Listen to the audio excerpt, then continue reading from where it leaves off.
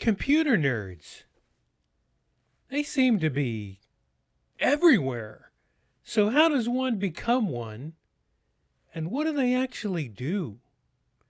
Join me and my gang of 9 as we follow the zeros and ones to discover the spark that spawned the creation of the very first Level 9 nerd.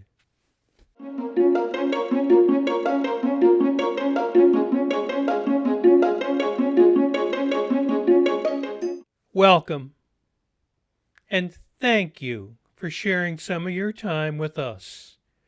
My name, Raymond Schaff, and I'm the author of Confessions of a Level 9 Nerd. You can find it at Amazon.com, so please buy a copy and have it shipped directly to someone you don't particularly like. That way, all 3 of us will be shocked. I have listed all the requirements to become a level 1 through level 9 nerd at the end of the video for 2 reasons. First, most people don't give a rip and prefer to skip that part. And secondly, Google tells me I should convince you to watch the whole video before jumping to your next one. And finally, as a level 9 nerd, I take great pride in the fact that the adverb exactly does not appear in any of the chapters in my book. I personally support a total ban on the often abused and worn out nerd word for exactly 100 years.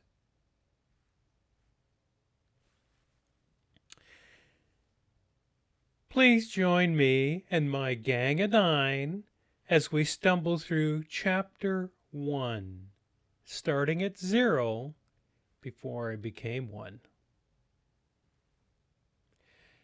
The detonation of 2 atomic bombs brought a final death to World War II while giving birth to the term high technology.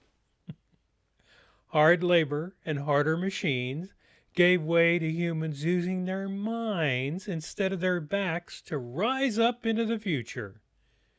Progress rolled into a sleepy valley south of San Francisco, ripping up lush landscapes of crisscross fruit orchards while planting the seeds of a digital renaissance.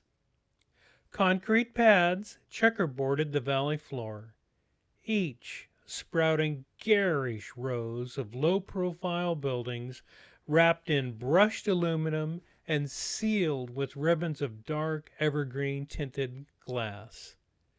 Complex corporate technologies, driven at the speed of light, began popping up everywhere, energized from precious cradles overflowing with California's new black gold, silicon.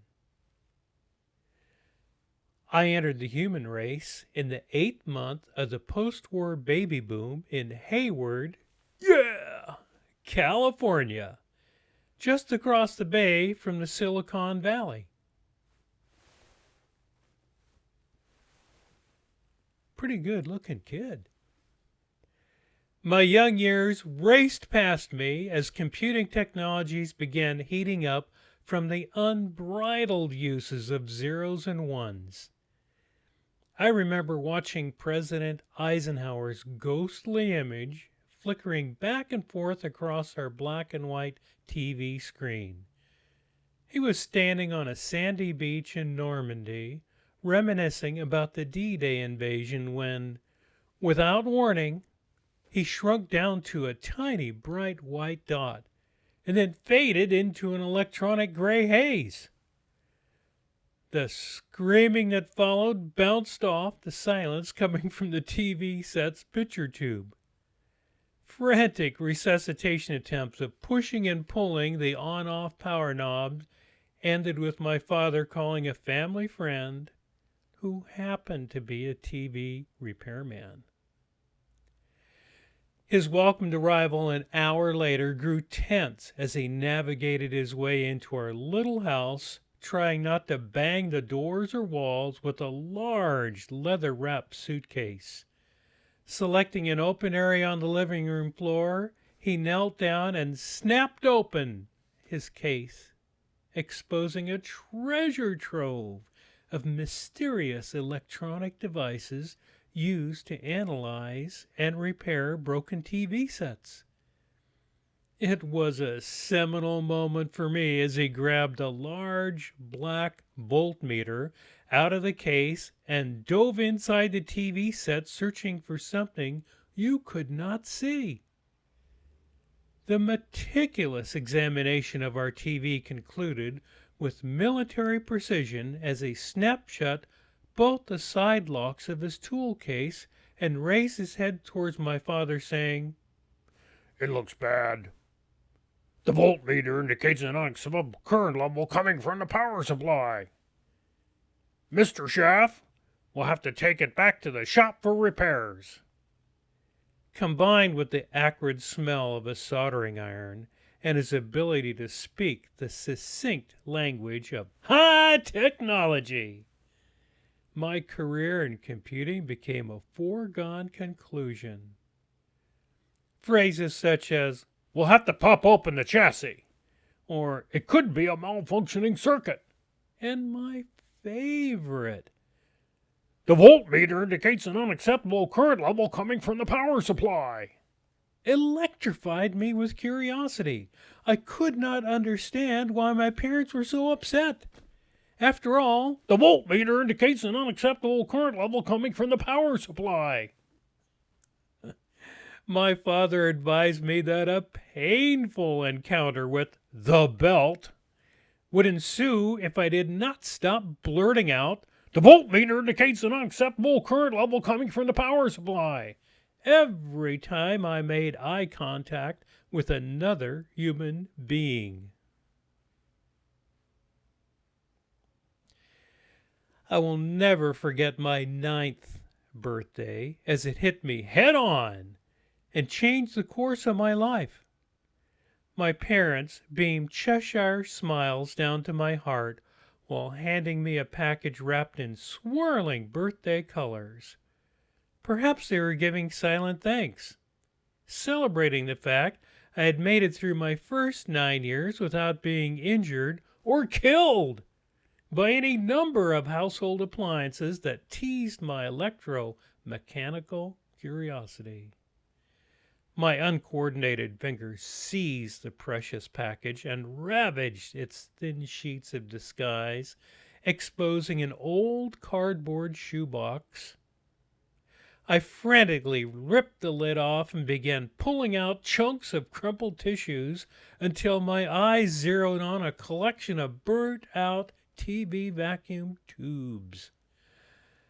The bated silence of anticipation surrounded me, shattered with screams of joy as I picked up the covey of glass technology to celebrate a gift that would help build my dreams. Bill Haley and the Comets pounded out, "Shake, rattle, and roll" on the radio as I proceeded to spend the remainder of that halcyon summer using a hammer to shake, rattle, and roll inside an old creaky wooden shed that sat in the far corner of our backyard. By the time the cool breezes of fall pushed away the comfort of the warm summer air, I had converted the insides of that old shed into a rocket ship's cockpit, replete with my magical TV vacuum tubes, buttons, dials, and anything else I could salvage at the local junkyard that looked high-tech. My active imagination powered that shed through distant galaxies, free from the gravity of reality. It became the starting point to the time of my life. Thank you. Thank you. And thank you. Now, I'd like to share with you a stupid smart, suspender snapping, level 9 nerd tip. Create a Gmail account for each of your young children or grandchildren like I did. And when birthdays, the first day of school, and those most memorable times pop up into their young lives, send digitized copies of those events to their private Gmail accounts you set up for them when they were born. You decide a time and place to tell them about their Gmail accounts before handing out passwords that will unlock those treasured memories waiting for them online. Hey, the TV set just blew up. The TV set blew up. Anyone? Anyone?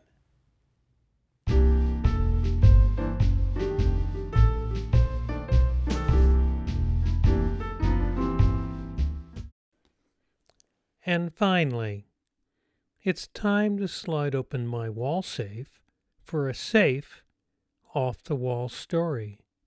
Why I like the number 9.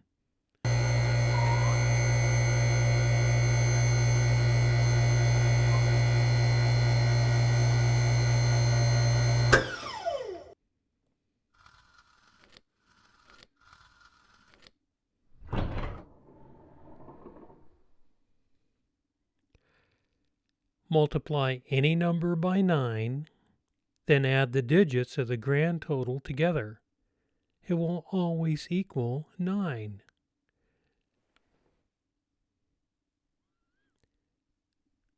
Let's do a bigger number. 23,456 times 9.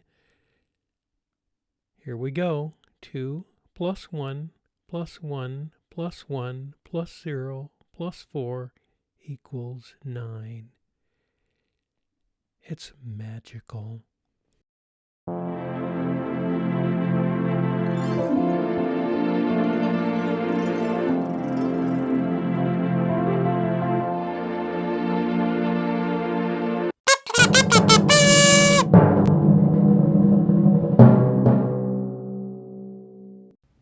I joined the race of humans and lost. Cut. I raced the humans and was kicked out of the race because I was too human. Cut. I joined the human race of humans to be able to be more human.